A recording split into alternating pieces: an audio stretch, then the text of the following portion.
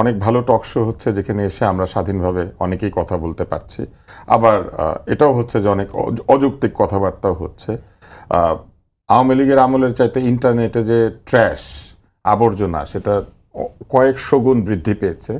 নানান ধরনের হুমকি ধামকি তৈরি হয়েছে। ট্যাগিংয়ের যে সংস্কৃতি ছিল, আওয়ামী লীগের একটাই ট্যাগ ছিল আপনি মুক্তিযুদ্ধ বিরোধী, এটা বলতো, কিন্তু এখন নানান ধরনের ট্যাগিং শুরু হয়েছে। জুলাই মাসের আগে কোথায় ছিলেন, 16 বছর কোথায় ছিলেন, 18 ইলেকশনের সময় কোথায় ছিলেন, তারপরে রয়ের এজেন্ট, মোসাদের এজেন্ট, তারপরে আইএসআইয়ের এজেন্ট, এত যে গোয়েন্দা সংস্থা আছে এইসব নামও আমরা একসময় জানতাম না। আমরা সমস্ত গোয়েন্দা সংস্থার নাম জেনে ফেলছি।